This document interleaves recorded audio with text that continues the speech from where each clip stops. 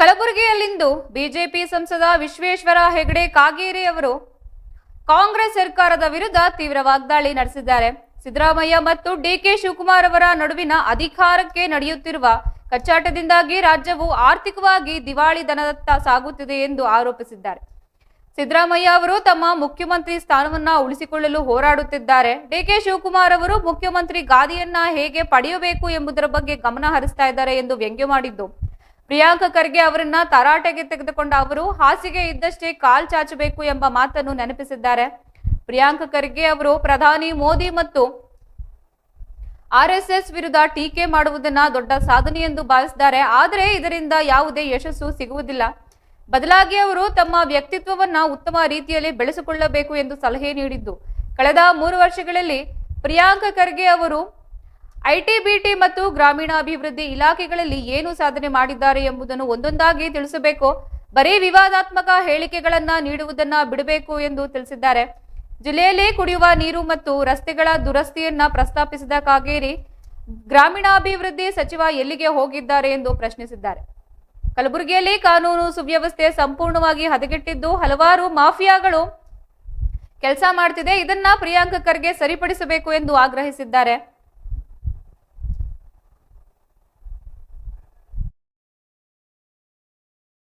ಜಾಗತಿಕವಾಗಿ ಉದ್ಭವಿಸಿರುವ ಅನಿಶ್ಚಿತ ಪರಿಸ್ಥಿತಿಯ ಕುರಿತು ಸಂಸದ ವಿಶ್ವೇಶ್ವರ ಹೆಗಡೆ ಕಾಗೇರಿ ಅವರು ಮಾತನಾಡಿದ್ದು, ಕೇಂದ್ರ ಸರ್ಕಾರದ ದೂರದೃಷ್ಟಿ ಮತ್ತು ಸಮರ್ಥ ನಿರ್ವಹಣೆಯನ್ನ ಶ್ಲಾಘಿಸಿದ್ದಾರೆ.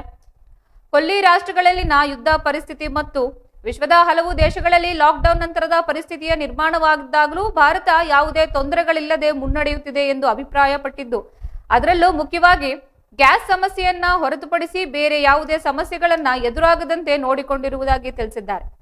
ಕೇಂದ್ರ ಸರ್ಕಾರದ ಕಾರ್ಯವೈಖರಿಯನ್ನ ಶ್ಲಾಘಿಸಿದ ಸಂಸದರು, ಪ್ರಧಾನಿ ನರೇಂದ್ರ ಮೋದಿ ಅವರ ದೂರದೃಷ್ಟಿ ಮತ್ತು ಕಳೆದ 12 ವರ್ಷಗಳಲ್ಲಿ ಅವರ ಕೈಗೊಂಡಿರುವ ಅಭಿವೃದ್ಧಿ ಕಾರ್ಯಗಳು ದೇಶಕ್ಕೆ ನೆಮ್ಮದಿ ತಂದಿದೆ. ಎಂಥ ಕಠಿಣ ಪರಿಸ್ಥಿತಿಯನ್ನ ಎದುರಿಸಲು ಎಲ್ಲರೂ ಒಟ್ಟಿಗೆ ಕೈ ಜೋಡಿಸಬೇಕು ಎಂದಿದ್ದಾರೆ. ರಾಜಕೀಯ ಭೇದ ಮರೆತು ಪರಸ್ಪರ ಸಹಕರಿಸುವ ಮೂಲಕ ಪರಿಸ್ಥಿತಿಯನ್ನ ಎದುರಿಸೋಣ ಎಂದು ಕರೆ ನೀಡಿದ್ದು, ಇದೇ ವೇಳೆ ಮಾತನಾಡಿದ ಅವರು, ಪ್ರಧಾನಿ ಮೋದಿಯವರ ಮುಂದಾಲೋಚನೆಯಿಂದಾಗಿ ದೇಶವು ಸುರಕ್ಷಿತವಾಗಿದೆ.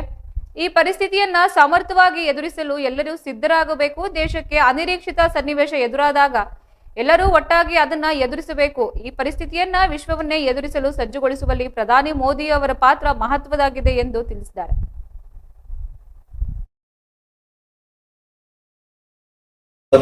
ಎದುರಿಸೋಣ ಅಂತ ಬಹಳ ಅದೃಷ್ಟವಂತರು. ಕೊಲ್ಲಿಯಲ್ಲಿ ಈ ರೀತಿಯ ಒಂದು ಘೋರ ಯುದ್ಧ ನಡೀತಾ ಇದ್ರೂ ಸಹ ಅಮೆರಿಕ, ಇಸ್ರೇಲ್, ಇರಾನ್ ಮಧ್ಯದಲ್ಲಿ ಮತ್ತು ಅನೇಕ ದೇಶಗಳು ಸಹ ಭಾಗಿಯಾಗಿ ಜಗತ್ತಿನ ಅನೇಕ ದೇಶಗಳು ಎಮರ್ಜೆನ್ಸಿ ಹಾಕುವಂತಹ, ಲಾಕ್ಡೌನ್ ಮಾಡುವಂತಹ ಸ್ಥಿತಿಯಲ್ಲಿ ಇದ್ದಾಗಲೂ ಭಾರತೀಯರಾಗಿ ನಾವು ಗ್ಯಾಸ್ ಒಂದು ವಿಷಯ ಬಿಟ್ಟರೆ ಇನ್ನು ಯಾವುದೂ ತೊಂದರೆ ಆಗದೆ ಇರುವಂತೆ ಈ 1 ತಿಂಗಳ ಅವಧಿಯಲ್ಲಿ ನಮ್ಮ ಪ್ರಧಾನಮಂತ್ರಿಗಳು ನೋಡಿಕೊಂಡಿದ್ದಾರೆ, ನಮ್ಮ ಕೇಂದ್ರ ಸರ್ಕಾರ ನೋಡಿಕೊಂಡಿದೆ. ನಾನು ಸಂಸದನಾಗಿ ನಮ್ಮ ಪ್ರಧಾನಮಂತ್ರಿಗಳಿಗೆ, ಶ್ರೀಯುತ ನರೇಂದ್ರ ಮೋದಿಜಿಯವರಿಗೆ ಮತ್ತು ಇದಕ್ಕೆ ಸಂಬಂಧಪಟ್ಟಂಥ ಕೇಂದ್ರ ಸರ್ಕಾರ, ಎಲ್ಲ ರಾಜ್ಯ ಸರ್ಕಾರಗಳಿಗೆ ನಾನು ಅಭಿನಂದಿಸ್ತೇನೆ. ಯಾಕೆಂದರೆ ಇದು ಮತ್ತೊಂದು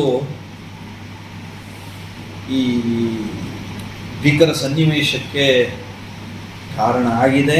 ಇನ್ನೂ ಆಗುತ್ತೇನೋ ಅನ್ನುವಂಥ ಒಂದು ಆತಂಕ ಸಹ ಜನರಲ್ಲಿ ಇರೋದನ್ನು ನೋಡ್ತಾ ಇದ್ದೇವೆ.